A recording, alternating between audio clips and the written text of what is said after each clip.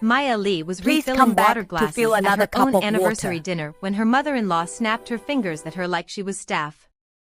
Maya, hey dear, you missed that one, Seo Myung said, pointing at an empty crystal goblet near the senator's wife. She's been waiting. 20 pairs of eyes turned toward her. Maya tightened her grip on the chilled pitcher. Her navy dress, an $89.99 Macy's clearance rack find, clung damply to her back under the heat of the chandelier. The private room in the Regent Club glowed with wealth, white linen, $400 burgundy bottles, gold-rimmed plates worth more than her monthly salary. It was supposed to be their 10-year anniversary dinner. Her and Seo Min-jae. But tonight, she wasn't a wife. She wasn't even a guest. She was the help who got lucky enough to sit down. And Maya had no idea that in less than 24 hours, the people humiliating her would be fighting for the right to speak to her. If you love stories where the quiet one becomes the most powerful person in the room, subscribe to this video and tell me where you're watching from. Maya forced a smile. I'll get it, she said, moving around the long mahogany table. Her heels clicked against polished parquet floors imported from Italy. Her entire net worth, $3,421 in savings, a 2013 Corolla with 142,000 miles, and a retirement account limping along at $19,000, walked circles around a room where a single watch could pay off her student loans. Judith watched her go with clinical detachment. Her Chanel suit, cream tweed, retail price $7,800, fit perfectly over a body maintained by a $220 session trainer and fortnightly facials. On her wrist, a Cartier Panthère watch gleamed, $26,500 in yellow gold. At the head of the table, Seo swirled a glass of red wine that cost more than Maya's rent. Founder and CEO of Seo Development Group. Estimated net worth, $120 million. Beside him, her husband, Seo Min-jae, laughed at something a hedge fund guy said, his hand resting lightly on Judith's shoulder, not Maya's. Isn't that your wife? The senator's wife murmured, nodding toward Maya. Oh, Maya likes to stay busy, Judith said smoothly. She's from very modest stock. She hates being fussed over. State school teacher, added Han Myung-soo Hale, one of Seo Jae-won's business partners, with a smirk. AP English, right? Very noble. Very low margin. The men chuckled. Maya poured water into the senator's wife's glass, jaw tight. She'd heard versions of this for 10 years. So, Han Myung-soo continued loudly, have we decided about the trust? Ah. The real purpose of the dinner. Maya took her seat at the far end of the table, beside the younger cousins. Her place setting had a different wine glass, cheaper, she noticed. No one offered her a pour from the $1,200 bottle. Judith folded her hands. Since we're all here, she said, we have some exciting family news. Seo Jae-won and I met with our estate attorney this week to finalize the legacy plan. The room hummed with anticipation. Maya stared at her plate. A $65 dry-aged steak stared back at her. She had eaten one meal at the Regent Club before tonight, on her wedding night, when Seo Min-jae promised her she'd never feel less than again. He'd meant it. He just hadn't been strong enough to make it true. We've created the Seo Family Trust, Judith said. It will hold all interests in Seo Development Group, the Greenwich House, the Aspen Chalet, and the Nantucket property. The grandchildren's education funds, of course. And a charitable wing for the arts. Han Myung-soo raised his glass. To generational wealth. To generational wealth, the others echoed. Maya lifted her water. Across the table, Seo Min-jae finally looked her way. His blue eyes caught hers. For a second, remorse flickered there. He knew what was coming next. And as we discussed, Judith continued, beneficiaries of the trust are our direct bloodline and their future children. She smiled in Maya's direction. Spouses will be cared for, of course. Within reason. Maya's fingers tightened on the stem of her glass. Within reason, the senator's wife repeated, amused. Prenuptial agreements exist for a reason, Judith said lightly. We can't have our hard-earned assets tied up if someone decides they're no longer a good fit. As if on cue, several heads turned toward Maya's end of the table. She forced herself to meet Judith's gaze. I've been in this family for a decade, she said quietly. I think that qualifies as within reason. Judith's smile didn't reach her eyes. You've been married to our son for a decade, dear, she corrected. You're not in this family. Not in the legal sense. A hush fell. Someone coughed. Maya felt heat rise in her cheeks. She thought of the hours she'd spent helping Seo Min-jae study for his MBA while working double shifts at the public school, the savings she'd poured into a down payment on their starter condo before his parents insisted they upgrade to a Seo-owned property. She thought of all the holidays where she'd washed dishes in this family's kitchen while Judith critiqued her seasoning. Mom, that's enough, Seo Min-jae said, trying for a laugh. Can we not turn my anniversary into a board meeting? Judith patted his hand. Of course, darling. We're just being transparent. Maya understands. She's practical. Maya's vision blurred for a second. She would not cry here. Not in front of the senator's wife and the hedge fund men and the trophy wives in $3,000 dresses who'd never packed a lunch in their lives. Her phone buzzed on her lap.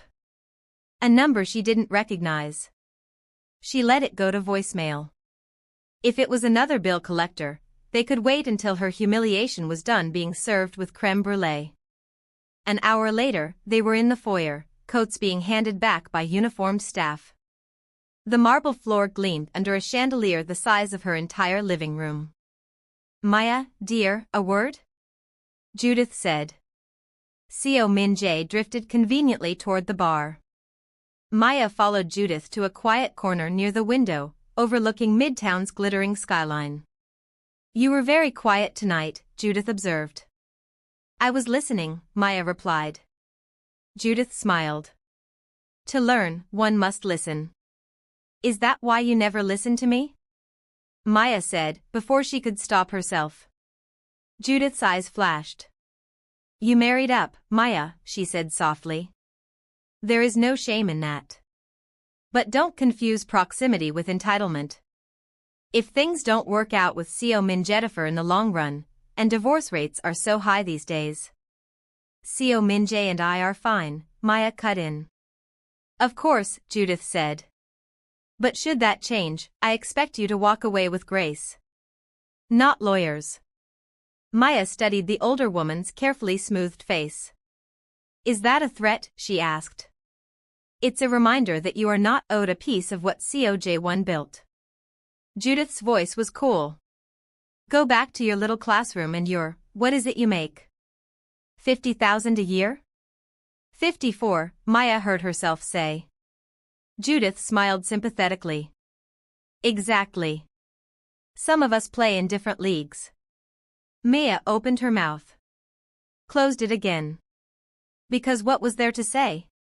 She had grown up in a two-bedroom apartment over her mother's hair salon, counting tips to buy groceries. She'd worked 2 jobs through college, tutoring and waiting tables, to avoid drowning in loans. She hadn't married Seo Min-jae for his money, she'd married him because he made her laugh in a way that made the world feel less sharp. But this world, their world, had always known why they'd accepted her. You're right, Maya said finally. We're in different leagues. Judith relaxed. I'm glad you understand. Maya leaned in, voice low. I can still decide never to play on your team, she said. And if that day comes, I won't need your money to walk away. Judith's smile cracked, just a little. We'll see, she said. Maya stepped outside into the January cold, breath clouding in the air. Her Corolla sat between a Tesla Model X and a black Range Rover. It looked like a toy someone had left behind. She slid into the driver's seat and finally checked the voicemail. Good evening, Ms. Adeyemi, a crisp voice said. My name is Alexander Cho from Hartford, Lane and Pierce. We represent the estate of Ms. Esther Okafor. Please call us back at your earliest convenience. There are time-sensitive matters regarding her that require your presence. We've scheduled a reading for tomorrow at 3 p.m. at our Midtown office, as per her written instructions. Maya replayed it twice. Her grandmother? Her brain fumbled the math.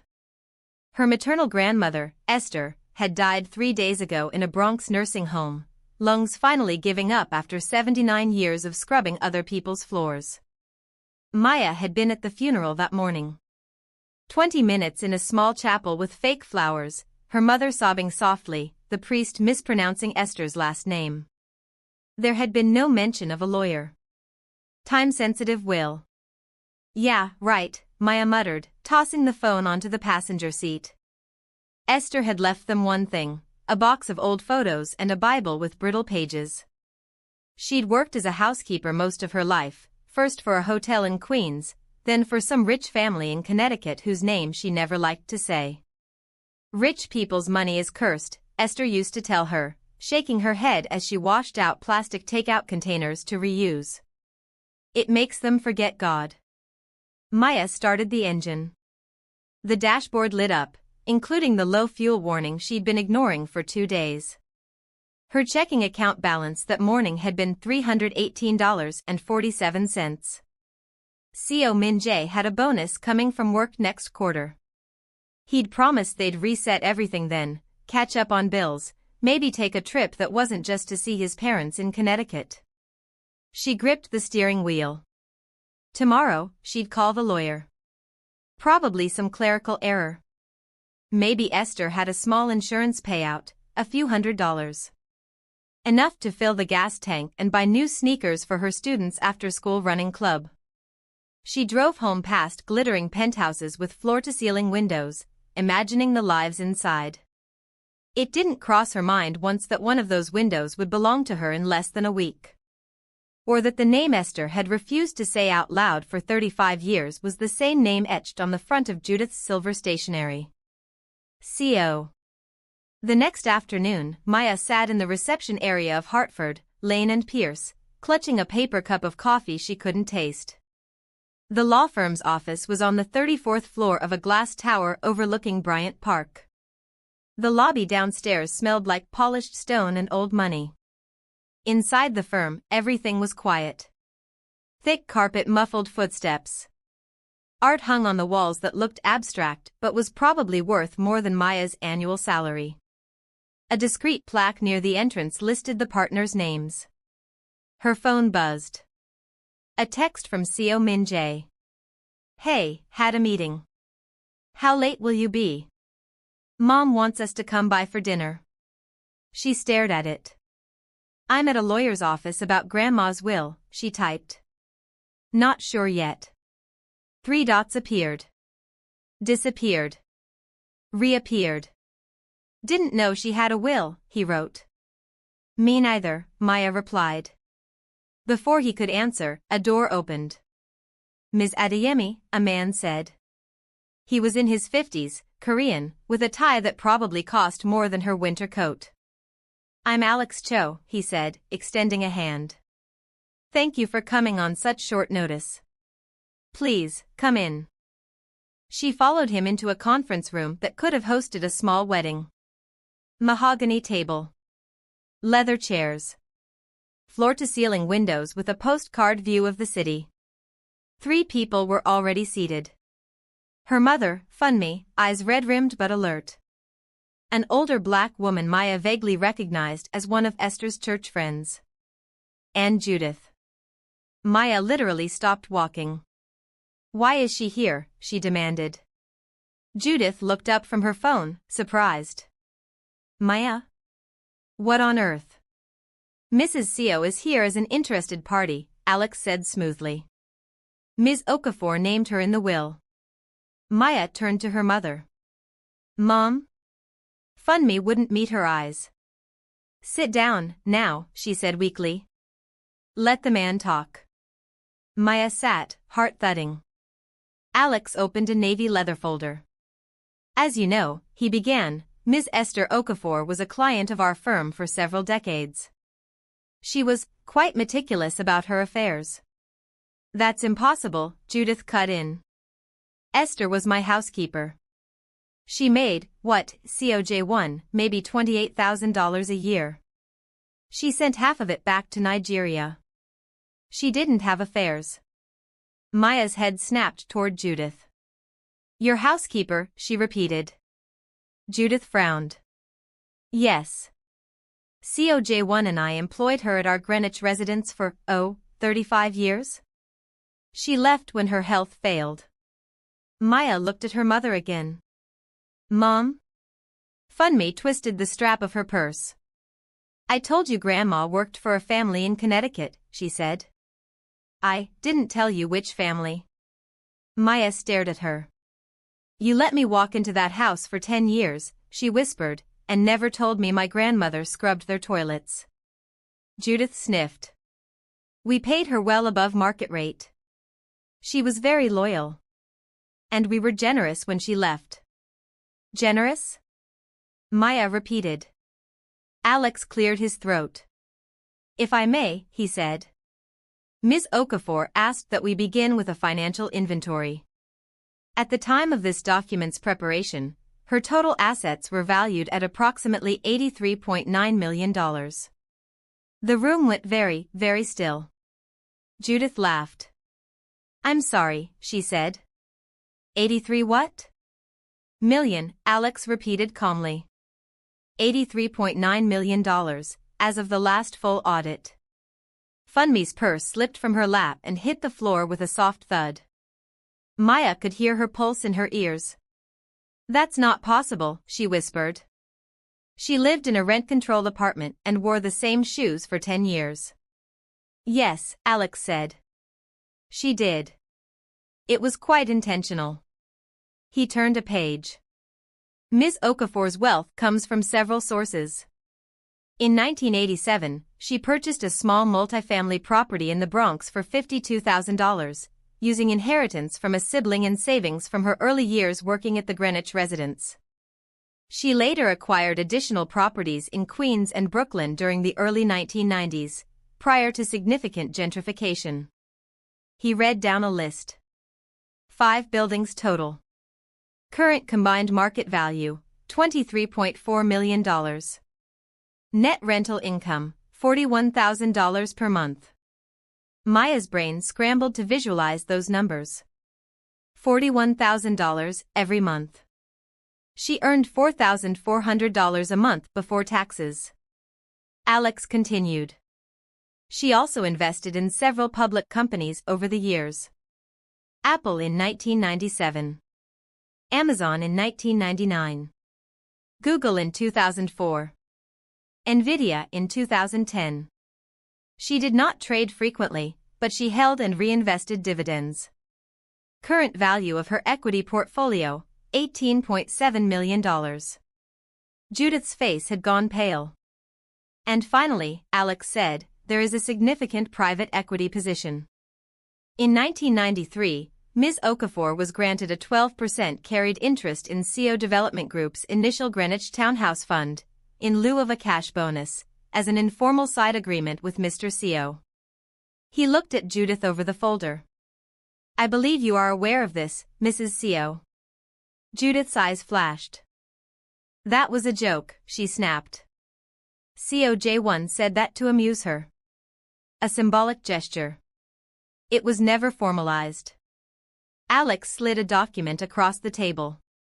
This is a signed contract from 1993, he said, executed by Mr. COJ1CO and witnessed by your then attorney, David Levinson. It grants Ms. Okafor 12% of net profits from Fund I and any successor funds using the same core assets, in perpetuity. Our firm has litigated similar agreements. It is enforceable. He turned back to Maya and Funmi. The total value of that interest, after compounding over 30 years across multiple projects, is approximately $39.8 million. Maya's vision swam. Her grandmother, who'd clipped coupons and washed Ziploc bags to reuse them, owned a piece of the empire Judith considered hers by birthright. Judith surged to her feet. "I want to see that contract," she said.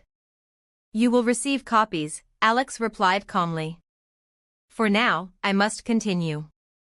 Time is limited, and Ms. Okafor's instructions were very specific." He glanced at Maya. "Shall I?" he asked. Maya swallowed. "Please," she whispered. Alex opened a second folder. "I will now read the relevant portions of Ms. Okafor's last will and testament," he said. "Prepared with full legal counsel and updated 6 months prior to her passing." He began to read. "I, Estherncam Okafor, being of sound mind and body, do hereby declare this my last will and testament." The words blurred at the edges for Maya. Her grandmother's voice lived with them, accent thick, English precise. The sound of it echoed in her head as Alex read the words Esther had never spoken aloud. "To my daughter, Fun Maleo, who left home at 20 to give herself and her child a better life," Alex read, "I leave the property at 1847 Grand Concourse and a cash sum of $2 million, to be held in a trust that cannot be touched by any man she marries, now or in the future."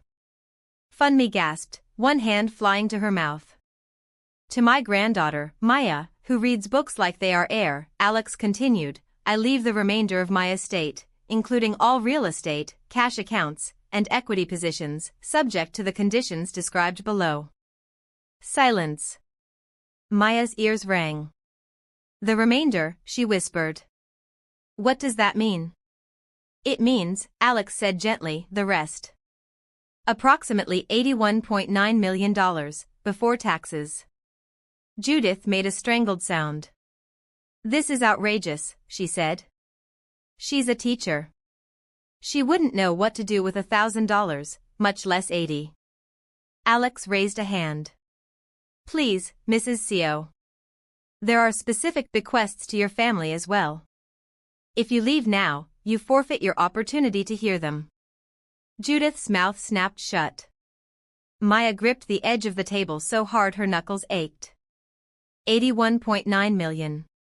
Her grandmother had left her almost $82 million. And there were conditions. Of course there were. Esther never let her get away with anything without a lecture attached. "You will notice," Alex said, "that Ms. Okafor did not simply divide her estate proportionally. She had strong feelings about certain matters. The next section is addressed to you, Mrs. CO." Judith stiffened. "To Mrs. CO Mi Young," Alex read, "who once told my granddaughter to aim higher than public school teaching, as if shaping young minds was beneath your family's station, I leave the sum of $1 and this truth: without my labor, your children would not have had their clean clothes, their hot meals, their spotless rooms, or their freedom to attend late-night parties while I scrubbed wine stains out of your carpets." The older woman's cheeks flushed an ugly red. "Your husband built his company while I raised your children in the background," Alex continued. "I changed more diapers and wiped more tears than you did in those early years. And yet you never once looked at me as anything but the help. You measured my worth in hours. I measured yours in absence." The church friend across the table murmured, "Lord have mercy," under her breath. "True wealth is not in your country club membership or your closets full of designer suits," Alex read. "It is in the prayers of those who have nothing and still speak your name kindly. You do not have my prayers. You have my pity." Judith trembled. "I will sue," she hissed. "I will contest." "You are free to pursue legal action," Alex said. "But I should warn you, the next section addresses your husband, and it includes documentation." Maya sat very still. She had never heard anyone talk to Judith like that. Not COJ1. Not their friends. Not even CO Min Jae. Her grandmother had waited until death to throw the first punch. And somehow, even from the grave, Esther knew exactly where to land it. Alex turned another page, the thick paper whispering ominously against his fingers. "To Mr. COJ1CO," he read, who once told my granddaughter at your dining table that teachers are just people who couldn't cut it in the real world, I leave the sum of $1 and the following. Copies of all records related to the Greenwich Property Zoning Variance of 1998, the Stamford Harbor Project of 2003, and the Riverside Towers development of 2011. Judith's head snapped toward him. What records? She demanded. Alex continued as if she hadn't spoken. These records include internal memos, email correspondence, and recorded phone calls between yourself, city officials, and certain consultants you paid through shell companies to expedite permits and suppress environmental reports, he read. I kept them because you taught me that poor people should always know where the back door is in case a fire starts. Consider this my fire alarm. Maya's stomach flipped. Her grandmother had worked in their house. She'd dusted their desks. She'd brought them tea during late-night calls. Of course she'd overheard things. Of course she'd seen documents left out on kitchen counters. But to keep records? For decades? Alex placed a thin stack of labeled USB drives on the table. These drives contain Ms. Okafor's documentation, he said. Identical copies have been lodged in secure escrow with an independent firm. In the event of any attempt to contest this will, they are to be forwarded to the offices of the Manhattan District Attorney, the Connecticut Attorney General, and the Internal Revenue Service. Judith went white. You can't, she started. She can, Alex said simply. And she did. Maya looked at the drives. Those little pieces of plastic and metal probably weighed less than a deck of cards. They could burn COJ1's glossy career to the ground. You're blackmailing us from beyond the grave? Judith whispered. Alex lifted his brows. On the contrary, he said. Ms. Okafor has already submitted an initial anonymized complaint through our pro bono arm. These copies exist as protection for her heirs. She anticipated your displeasure. Maya's eyes flicked to her mother. Funmi stared straight ahead, as if afraid to move. Alex resumed reading. To Co Minjetafor Co, he said, who married my granddaughter and promised me in my kitchen that you would protect her from your mother's sharp tongue and your father's sharp business practices, I leave $1 and a question. Maya felt a cold wave roll through her chest. What does it profit a man to gain a corner office and lose his backbone? Alex read. Judith choked. She has no right. Ms. Okafor goes on, Alex said, undeterred. You stood in my little Bronx kitchen, holding my hand, and told me you loved my girl because she was your equal. Yet when your parents laughed at her job, her clothes, her background, you laughed too, or stayed silent. You moved into homes built on my unpaid overtime and looked me in the eye at Co Minjetma's while your mother sent me to scrub guest bathrooms. Maya felt the words like blows. She remembered that Co Minjetma's. Judith had given her a cookbook, a pointed suggestion typed between glossy photos, 10 simple dishes to impress busy husbands. Loyalty is not what you say when your belly is full and your mortgage is paid, Alex continued. Loyalty is what you do when your wife stands alone in a room full of wolves and you pretend you don't see her bleeding. Maya pressed her nails into her palm until it hurt. She kept her gaze fixed on the table, refusing to look at Judith, refusing to look at her mother, refusing most of all to look at Co Min-jae. To your credit, Alex read, you did not stop my granddaughter from seeing me. You did not forbid our visits. For that, you are not entirely without hope. But hope is not the same as inheritance. Maya inhaled sharply. You were born into money you did not earn, Alex read, and you married a woman who has worked for everything she has. If you wish to share in the wealth I have built in secret, you must first decide whether you truly want to be her partner or your mother's son. You cannot be both. He turned a page.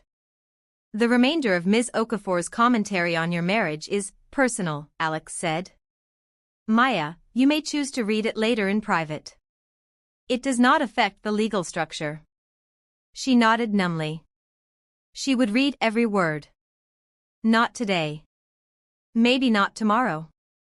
But someday. Now, Alex said, we come to the conditions. Of course there were conditions. Esther never gave gifts without a sermon attached. To my granddaughter, Maya, Alex read, I give the key to a door I never had. But a key in the wrong hands is a weapon, not a blessing. So I have set 3 conditions.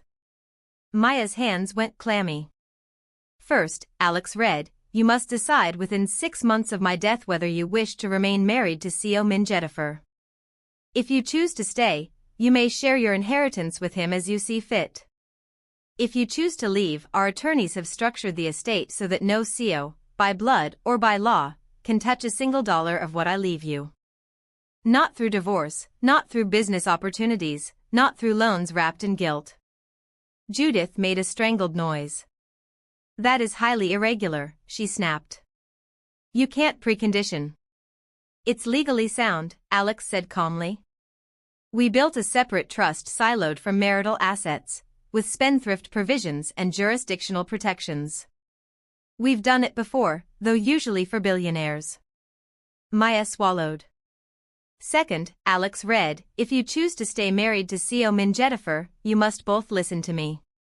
For once in your lives, you will listen the way my employers never did. Alex glanced at the drive stack.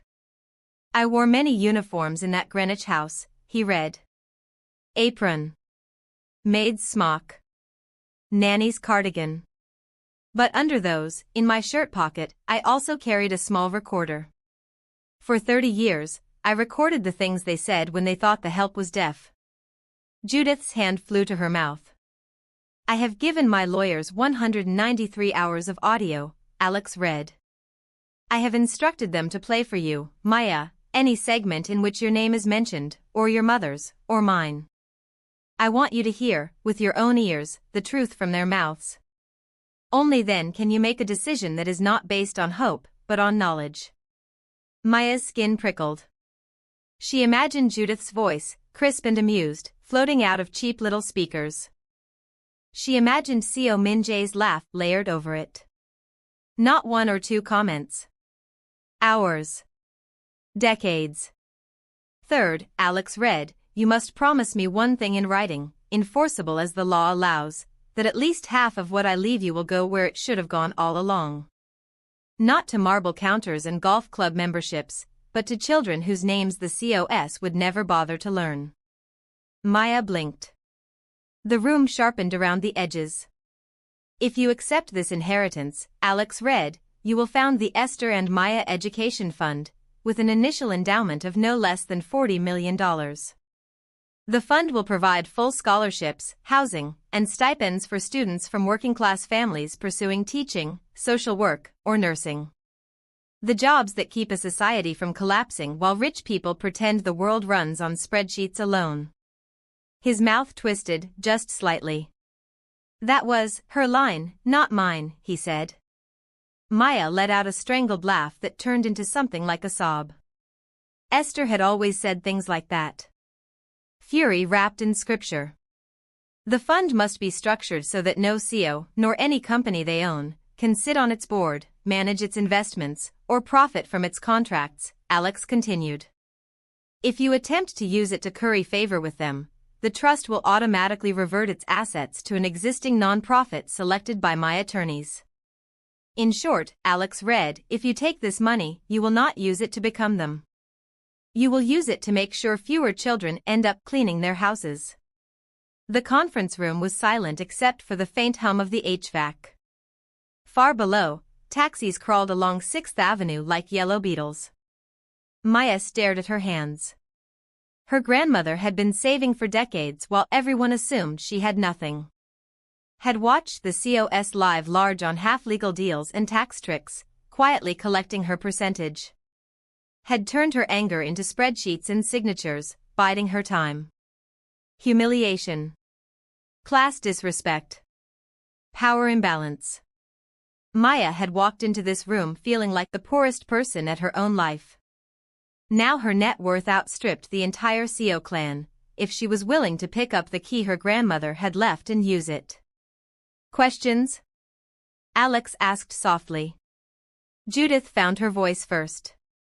This will never hold up, she said. COJ1 will. COJ1 is not here, Alex said. He was invited. He declined. Said, and I quote, whatever the old woman thought she had as pocket change. He slid another document across the table. This is the signed waiver of claim he emailed this morning, Alex said. In exchange for avoiding public litigation over the 1993 contract, he has agreed not to contest Ms. Okafor's estate or her accounting of his payments. Our mutual counsel worked very hard to make sure those numbers were persuasive. Judith stared at the paper like it was a snake. He wouldn't, she whispered. He did, Alex said. He was quite dismissive of the sums involved. I suspect he anticipated Ms. Okafor leaving the bulk to charity. Maya's chest tightened. Grandma had expected to be ignored and underestimated until her last breath. She'd built her plan with that in mind. Let me be clear, Alex said, his professional tone returning. The only person in this room with any legal claim to Ms. Okafor's fortune is Maya. Funmi has her portion guaranteed. Ms. CO, your role here is as a named party in certain narrative elements. You have no standing to challenge the core distribution without exposing your husband to criminal inquiry. He tapped the stack of drives. And these don't go away, he added. Even if you walk out now. Judith sank back into her chair. For the first time since Maya had known her, she looked small. Not physically, she still wore the armor of good tailoring and a $1,000 haircut, but spiritually. Like a balloon that had been pricked. Alex closed the leather folder. Legally, that concludes the reading of the will, he said. Maya, will need to meet separately to discuss structures, tax implications, investment strategies. Maya heard herself say, I don't want it. Funmi's head snapped toward her. What? Her mother whispered. I don't, Maya's throat felt tight. This is insane. I'm a teacher. I live in a one-bedroom rental with a leaky ceiling. I can't, 80 million? I can't. Alex's expression softened. You can, he said. With help. That's why we're here. I don't want anything from them, Maya said hoarsely, glaring at Judith. Not if it's built on their scams. Their, whatever those drives are. Judith seized the opportunity. There, you see, she said quickly. She has principles. Good for you, Maya. You don't want to sully yourself with our dirty money. Let the firm donate it to charity and we can all. This is not your money, Funmi snapped. Every head turned. Maya had rarely heard that tone from her mother. Funmi was gentle by nature, worn smooth by years of other people's demands. Not now. This is my mother's money, she said. My mother who cleaned your toilets. My mother who walked to the bus in the snow while you took the car service. She earned every dollar twice over. Judith's lips thinned. She earned a housekeeper's wages. This, she gestured at the paperwork, this is ridiculous. You could have given her 10% of what you spent on landscaping, Funmi shot back. She figured out the rest on her own. Maya stared at her mother. Mom, she whispered. Funmi squeezed her hand under the table. You will not throw this away because you feel guilty, she said. Guilt is what rich people use to keep poor people in line.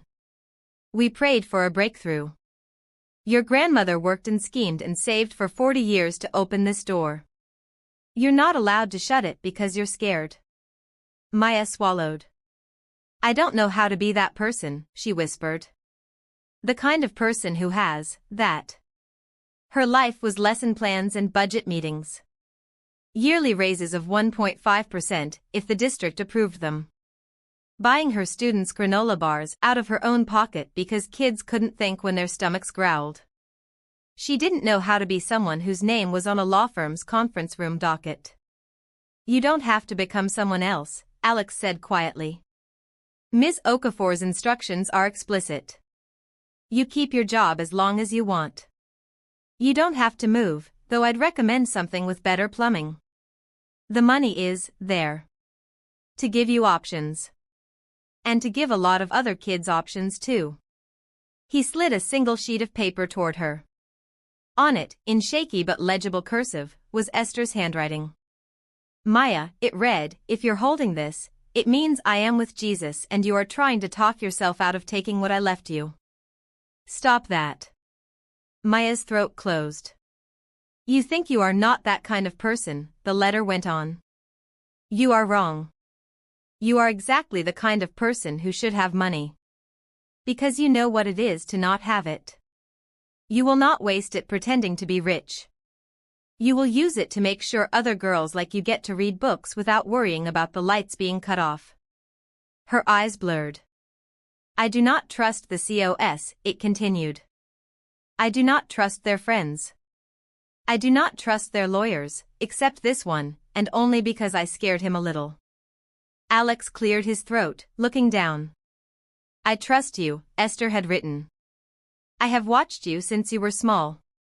You always shared your food, even when there was not much. You will know what to do. Take the key, Nkam. Lock the door to their foolishness with it. Then open some better doors. Maya wiped her face with the back of her hand. I hate her, Judith whispered. I hate that woman. Maya folded the letter gently. Get in line, she said. Alex let the silence stretch for a few beats. Here is what we propose, practically, he said. We set up the Esther and Maya Education Fund immediately with an initial $40 million endowment.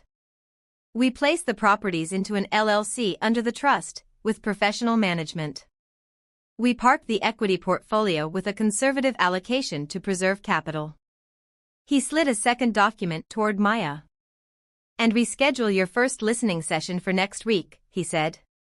Only you and I in the room, to start. You can invite your mother if you wish. No one else has to be there. Maya stared at the USB drives. How many hours mention me, she asked. 73, Alex said. She exhaled slowly. Okay, she said. The word surprised even her. Okay? Judith repeated. Okay, I'll do it, Maya said. I'll listen. I'll read everything. I'll think. She stood up. Her legs felt like they belonged to someone else. Are we done here? She asked. For today, Alex said. We'll send you copies of everything. Take a few days. Don't make any public moves yet. The quieter you are at first, the more options you'll have. Judith sprang to her feet. You cannot seriously be considering this, she hissed. Maya, be reasonable. This fortune, it's an illusion. It will shrink under taxes, fees. COJ1 can help you manage it so it doesn't. Maya laughed. The sound startled all of them. You really don't get it, she said. You think I care about staying close enough to your table to catch crumbs. She picked up the drives. They were never going to invite me to the feast, she said. My grandmother brought her own food. I think I'd rather eat with her. She turned to her mother. Let's go, Mom, she said. Funmi rose obediently. At the doorway, Maya paused. She looked back at Judith. For what it's worth, she said, I didn't marry your son for your money. I married him because I thought he was different from you. Judith flinched. What does that mean? She demanded. It means, Maya said quietly, I'm about to find out if I was wrong. Outside, in the elevator lobby, Funmi leaned against the wall. Maya, she whispered, pressing a hand to her chest. My heart.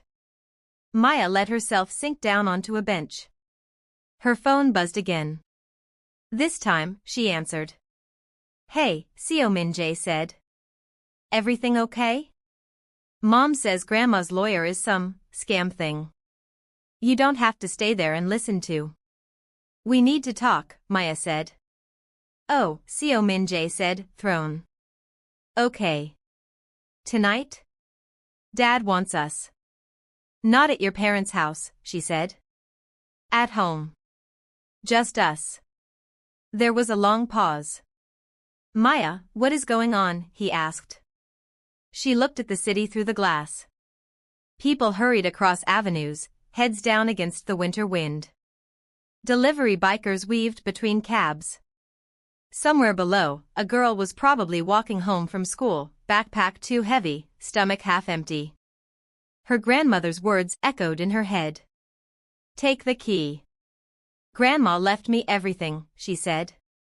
She heard his breath catch. How much is everything? He asked carefully. Maya swallowed. Enough that your parents just found out they've been sharing a table with the help who quietly bought a seat, she said. We'll go over numbers later. Right now, I need to know something. Okay, he said slowly. I just found out Grandma recorded your parents for 30 years, Maya said. Every time they talked about her. About my mom. About me. Next week, I'm going to sit in a room and listen to what your family really thinks of me. Of us. Silence hummed over the line. I'm asking you now, she continued, before I hear any of it, if those recordings show you laughing along, staying silent while they tore me down, do you want to be my husband or your mother's son? Maya, that's not fair, he protested. You can't ask me to choose like that. She closed her eyes. Grandma already did, she said. I'm just repeating the question.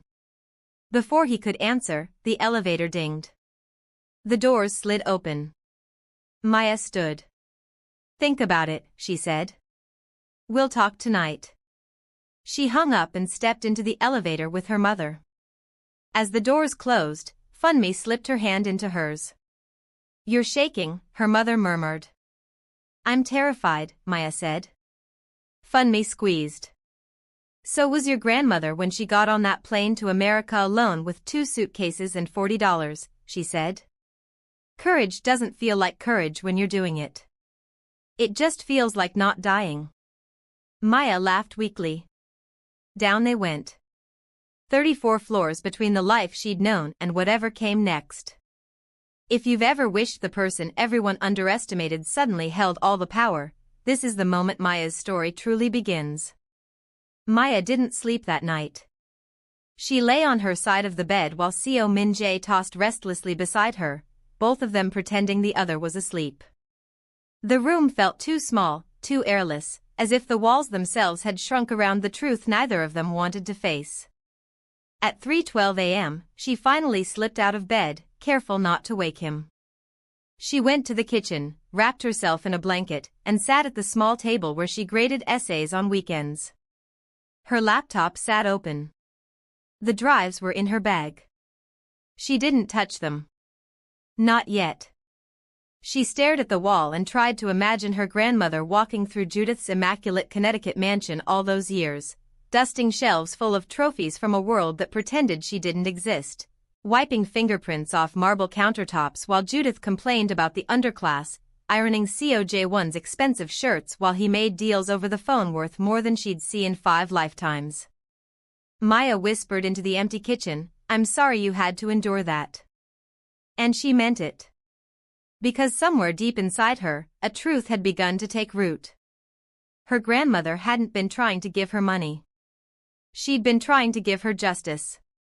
She was still sitting there when Seo Min-jae came out at sunrise. He leaned against the doorframe, hair rumpled, eyes shadowed. Couldn't sleep, he asked. Couldn't pretend, she replied. He sat across from her. Maya, this is a lot. I get that. It's overwhelming. It's not the money that scares me, she said. It's everything that comes with it. He nodded slowly. They both knew what everything meant. Her grandmother's recordings. Her grandmother's judgment. Her grandmother's question. Have you started listening yet? He asked quietly. No, Maya said. But I will. Okay, he said, exhaling.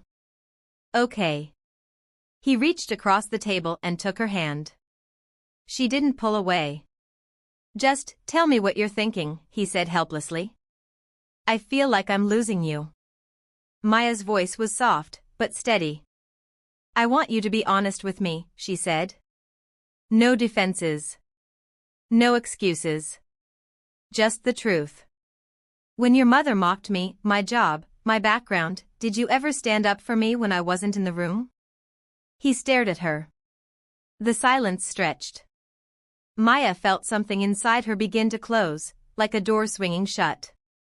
Seo Min-jae swallowed. I didn't want to fight with her, he said quietly. You know how she gets. That's not an answer. He looked down. Maya pulled her hand back. You asked what I'm thinking, she said. I'm thinking my grandmother saw this long before I did. She stood. I'll be at the lawyer's office at 10, she said. For the first session.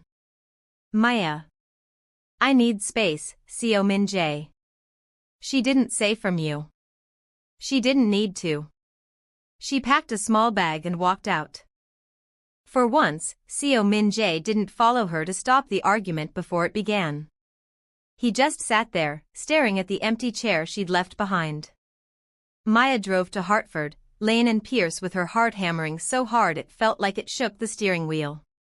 Alex was waiting. He didn't say much, just led her into a smaller conference room, lights dimmed, a single chair facing a table with a laptop and headphones. You can stop whenever you need to, he said gently. There's no pressure to get through everything today. Maya nodded. Alex left. She sank into the chair. For a full minute, she just stared at the headphones. Then she put them on. Pressed play. Static. A click. Then. A younger Judith's voice, bright and breezy. Honestly, COJ1, I don't know what Seo Min-jae sees in that girl. She's ordinary. Maya's lungs froze. Click. Judith again. This is what happens when we let him make decisions without guidance. He thinks love is enough. He doesn't understand class. Click. She's sweet, I'll give her that. But sweet doesn't raise strong children. Sweet doesn't sit on charity boards. Sweet doesn't host at the Regent. She's wrong for this family. Click. She embarrassed herself at the fundraiser, COJ1. Her dress looked like something from Marshall's. Click. She'll keep him small.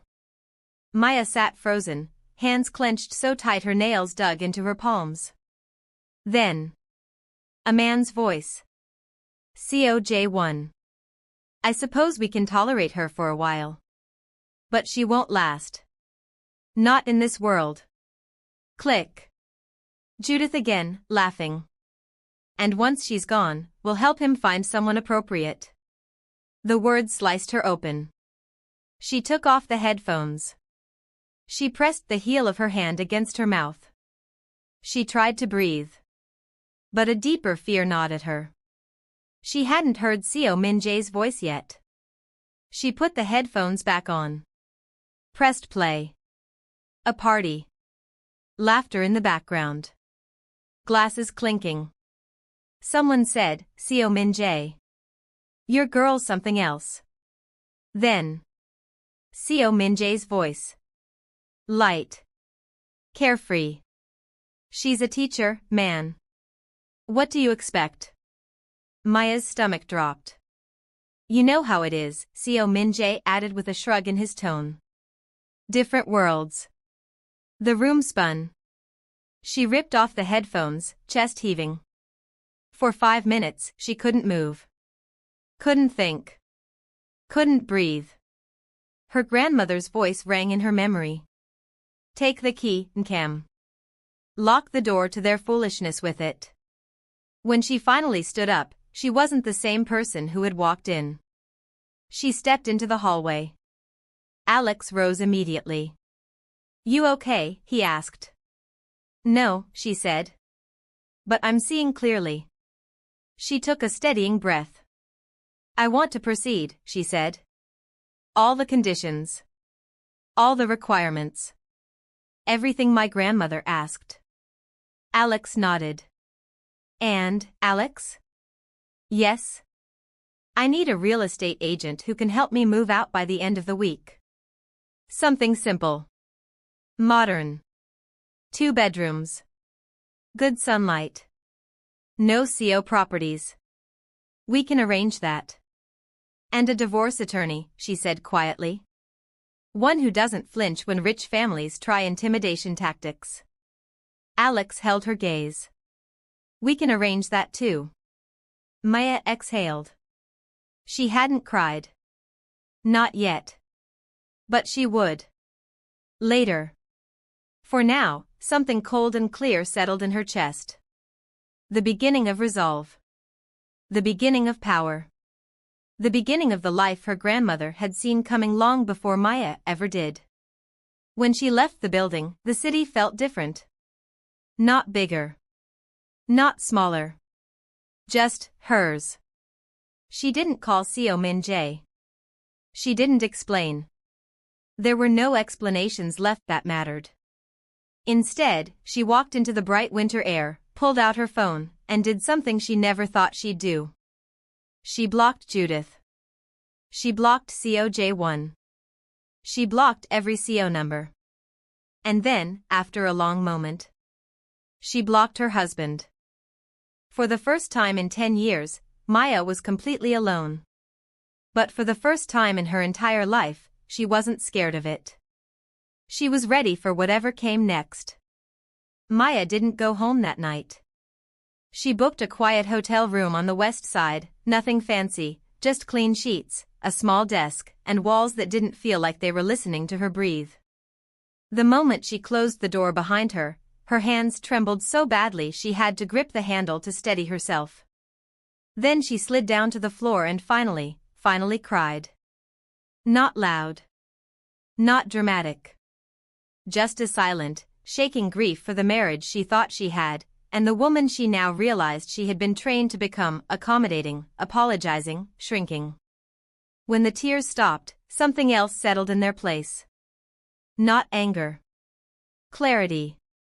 She wiped her face, stood, and opened the curtains. A weak dawn glow was creeping between buildings, touching the tops of the skyscrapers like a benediction. Her new beginning was rising with the sun. She picked up her phone. And unblocked only one person. Seo Min-jae. Not to reconcile. Not to forgive. Just to send a single text. I'll come home at 6 p.m. We need to separate. Then she blocked him again. She turned off her phone, placed it face down on the desk, and exhaled. For the first time in a decade, she wasn't waiting for anyone's permission. Seo Min-jae didn't handle it well. By 10 a.m., he had driven to 3 different hotels, called every one of her friends, and even contacted his parents in hysterics. Judith, predictably, used the crisis to play the victim. She's obviously overwhelmed, Judith said. It's the shock. Once the dust settles and the lawyers sort out the real numbers, she'll calm down. This inheritance thing is symbolic. She'll come back. Seo Min-jae wasn't so sure. Because he'd seen something in Maya's face the night before, not anger, but finality. At noon, he stood in their living room, wringing his hands. He kept replaying those recorded words in his mind. She's a teacher, man. What do you expect? He had said it. He had laughed. And now he was drowning in the weight of it. His parents called 3 times. He ignored every call. He kept looking at the door, waiting for it to open with Maya walking in, fragile and needing him. It didn't. At 6 p.m. sharp, Maya entered the apartment. Seo Min-jae shot up from the couch. Maya. Let's not make this harder than it is, she said quietly. He froze. She wasn't cold. She wasn't cruel. She was done. She walked past him and went to their bedroom, taking only her clothes, her planner, her laptop, and the framed picture of her and her grandmother at Coney Island. Seo Min-jae followed her, voice breaking. Maya, please. Just talk to me. Let me explain. Let me fix this. She zipped the suitcase. You can't fix something you didn't protect, she said. You let them talk about me like I was less. And you didn't correct them. Not once. That's not true. She looked at him, really looked, as if seeing him clearly for the first time. When they called me ordinary, she asked. When they mocked my dress? When they discussed the possibility of replacing me one day with someone more appropriate? Seo Min-jae crumpled. I didn't mean it, he whispered. It was stupid. I was stupid. I was trying to blend in with them. I was scared to push back. Maya's voice was soft. I begged you to stand up for me, Seo Min-jae. You made promises you didn't keep. And my grandmother, she knew. She knew who you really were before I did. He shook his head violently. Maya, I love you. She closed the suitcase. I believe you loved me, she said. But love without courage isn't partnership. He reached for her arm. She stepped back. I'm leaving, she said gently. Please don't make this ugly. I'm tired. He collapsed onto the bed, sobbing. For a brief moment, Maya's heart twisted. She'd never wanted to hurt him. She'd only wanted them to fight for each other, together. But now?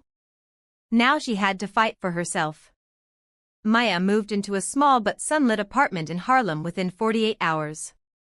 Her new landlord, a warm Nigerian woman in her 60s, hugged her on day one. We fix leaks immediately here, she said, winking. For the first time in years, Maya laughed. Then came the collapse. It started quietly. An investigator contacted Alex regarding the Greenwich zoning case, a name triggered in a database. One domino fell. Then another. Then all of them. Within 3 weeks. The Manhattan District Attorney opened a review of the harbor project. The IRS requested interviews with CO Holdings executives. Environmental lawyers began asking questions about the Riverside Towers permit trail. 2 magazines ran stories titled The CO Empire Under Scrutiny. Judith blamed Maya. Publicly. Privately. Loudly. She called Maya a dozen times, leaving voicemails dripping with venom. You ungrateful little parasite. You and that woman destroyed us. This is revenge, isn't it? This is because you felt judged. You don't deserve Seo Min-jae. You don't deserve anything.